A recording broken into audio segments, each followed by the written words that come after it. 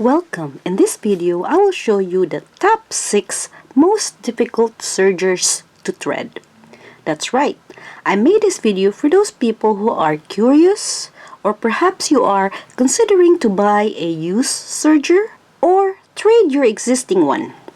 The machines that I'm going to talk about today are the ones that ruined the reputations of sergers. And if you stick around, I will show you the one model of serger that is the quickest to thread, clearest view, and by far the easiest to thread. To get started, I have to talk about the size comparisons. There are small size sergers, medium size sergers, and large size sergers. All sizes affect your threading experience. Threading experience translates to sewing experience. I will intentionally skip the actual model name of these machines. The reason why I'm doing this is I want to minimize the confusion. Just go with the visual image of the machine that you're looking at in this video. Another generalization I'm doing in this video is threading the running needles. They are pretty much the same as threading a sewing machine. 2 means you're threading it twice. That's pretty much it. So the running needles are not the problem. It's the loopers. The lower and the upper looper. But not all loopers are the same. The upper looper is almost always threaded on the right side of the machine. So most people are right-handed, so if you kind of memorize what it is, it's really easy to thread the upper looper. The real problem is the lower looper needle. So I have here a very high-tech visual aid for you for the lower looper. This is what it looks like. And a lot of these lower looper needles have 2 eyes, okay? Not 1 eye, but 2 eyes. The line that you see is the indentation. Some needles have some kind of an indentation so that the thread can pass through smoothly. Anyway, many loopers have 2 eyes. Some of them, there's a tip on the corner. Sometimes you slide it. Sometimes it's a circle. But the most difficult ones are the 1/4 of an inch tunnel tube. I don't know how you call it, but it's a tube. It's a tunnel. This is a hard one to thread because you have to pass your thread through that small tunnel and pass it again to the actual eye of the lower looper. Okay, now let's dive into the machines. I have this 3-thread version of this machine. This is what it looks like if it's a 4-thread serger. As you can see, it is a small machine. What's wrong with it is you access the needle underneath the presser foot. There's a door panel that slides out. That's actually a nice feature. But the lower looper has 2 holes and it's really a terrible angle to thread the lower looper. Even if you have the tweezers, it's bad. But you know, some days it's a doable experience, but some days it's just an awful experience. And if you have shaky hands or have big hands, it's not a fun experience to thread this machine. Next is a small size serger. This model has been around since the 1980s. To thread the lower looper, it's a different kind of pain. Again, there are 2 holes in the lower looper. To access the lower looper needle, there is an opening where it used to be the removable armhole cover. In other words, it's even harder to access the lower looper compared to the earlier machine I talked about because it's a tight angle. It's smaller and the parts are almost elbowing each other. I think the angle to pass the thread in the lower looper is a pain again. It's hard to thread this machine generally because of the lower looper pads and its compact design. Whenever I have a machine that I do not like to rethread over and over again, I take my time and slow down. That's my secret. The third machine I'm gonna talk about is not because of the lower looper, but because it's all of the above. What a nightmare of a design this machine is. I love sergers, but this one is next level intimidating. So this is a combo cover stitch and overlock machine. I think it can do 15 different stitches. I have only used 2 of them and pretty much gave up on the rest of the stitches. It's not worth it. I use this machine as a dedicated cover stitch machine only. Look at how confusing the layout is. There is a very high learning curve to learn the operation of this machine if you want to maximize all of its features.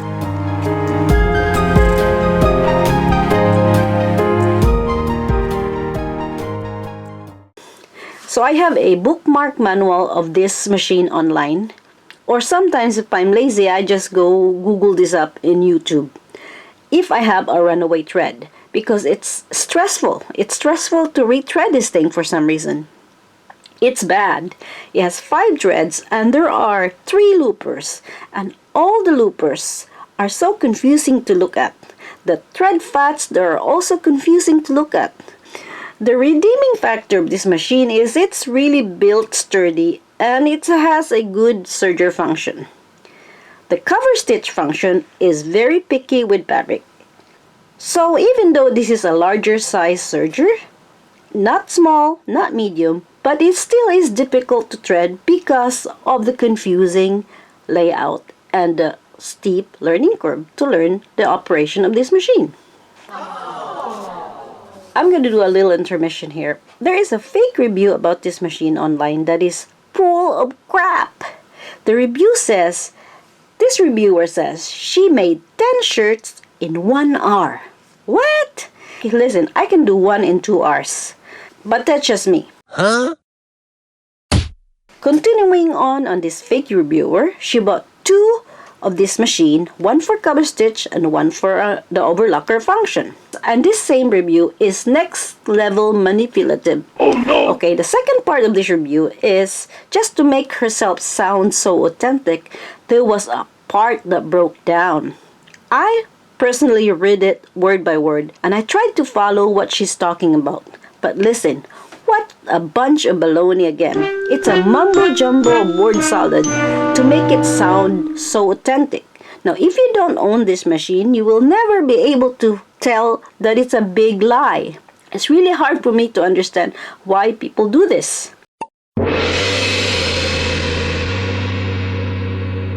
And the third part of this same review is that the author said something to the effect of she does not understand the backlash of how difficult it is to thread this machine, or something like that. And she said it just takes 10 seconds to thread the needles and 30 seconds to thread the loopers. What? No way. That's not real. Alright, I'm gonna stop talking about this because it's making my blood boil.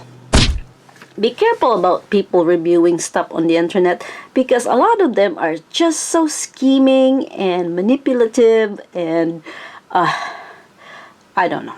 My next machine is my second most favorite serger. I hesitated to include this one in the group because I love this one. A worker machine and so reliable. I don't have a lot of runaway thread on this machine either. But when I do, it's a pain to thread the lower looper. Yep, another machine that is small with tight corners. But what's different about it, it's the angle again. It never gets old. They all have different angles, and from a distance, they may look the same, but they're actually different. A little change in the angle of where you can thread the lower looper can really ruin your day because it's tight. Now, my bad experience about this machine is I tried to use a rayon and a woolly nylon on the lower looper, and my God, it's an awful experience. Because rayon and woolly nylons are staticky and they're limpy type of thread.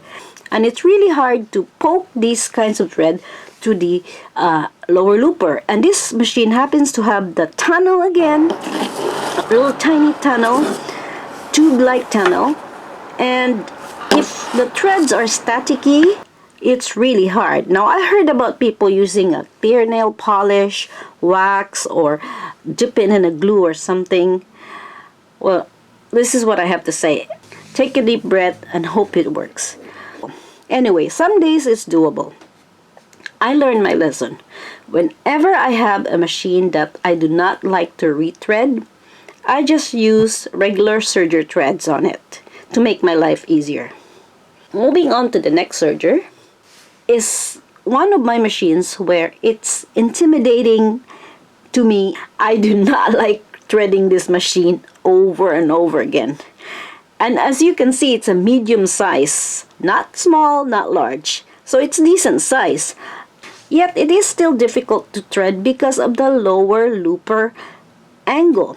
And on top of that, this machine has so many thread paths and junctions.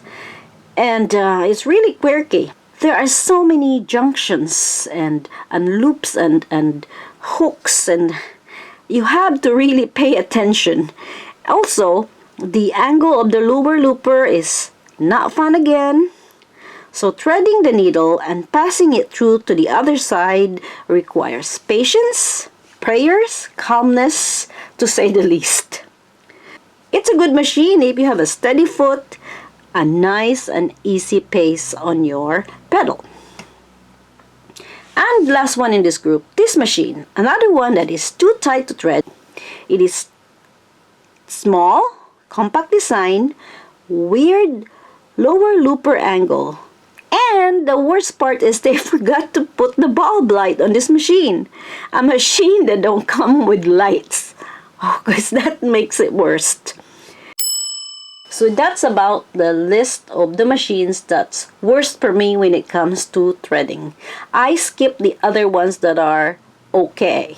But I don't mean that they're great, but they're just okay. I didn't include them in this group. So you may ask, what is that machine that's so easy to thread? Yes, there is such a thing. This machine, it's an older brand. It opens up in the middle, splits up, and you can see everything. No tight corners. It's great if you're left-handed or right-handed, if you have big hands, small hands, doesn't matter. And the paths to each needles are a lot less compared to the other sergers out there. Just an FYI though, the graphic here is so confusing, so don't even bother looking at that. The actual threading is so fast and easy, and you can see everything. And you may be wondering, now is this the best machine out there then? No, not really, because this machine, whenever I use it, it randomly snaps the thread for some weird reason. It's a nice heavy-duty machine, but it's quirky. Not very reliable compared to my other machines. I think the compromise here is the design. Sure, it's easy to see, easy to thread, the paths are clear, and the angles are just perfect. But that's actually a compromise to the efficient movement of the threads. All the difficult machines that I mentioned, they are difficult for a reason, because those junctions and corners and loops are necessary for the efficient flow of the thread. This one is doing the opposite. It's not the same as any other sergers out there.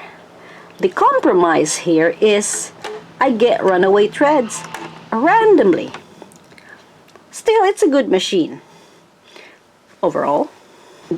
Now, if you compare this serger to the newer computerized vacuum self-threading sergers out there, this is still the better version or model, because you don't need to worry about the type of thread that you need to use, because it's a manual machine. Because you don't need to worry about the type of thread that you can use. You can use a linty, cheap thread. It's fine. It's a manual machine. The more expensive computerized self-threading machines, you have to have it serviced regularly or vacuum or clean so that you have a lint-free threading experience. I gotta show you this. I have two of this machine that splits up in the middle and you can see everything. Okay, this is a little different from the previous one because the previous one is a lot easier compared to this, but this is still easy overall. And the good news is I do not get a runaway thread in this machine ever that I experience. The movements are steady. And you may ask, wow, is this the best machine out there then? Wow! Easy to thread, easy to access, and doesn't have runaway threads. My answer is not really. I don't really give this machine a lot of job or heavy jobs. There are fabrics that are difficult to sew on the serger, and there are fabrics that are easy to sew on the serger.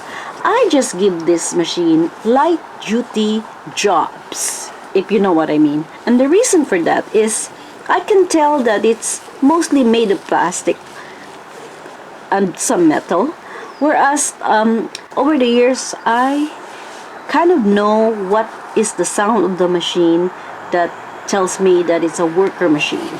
It just wants to work, it just wants to sew. The reason going back to this machine is I don't give it a lot of job because it's just an okay worker. I just try to preserve this machine by giving it light jobs, light duties, if you know what I mean. So to recap this video, there is always that design compromise.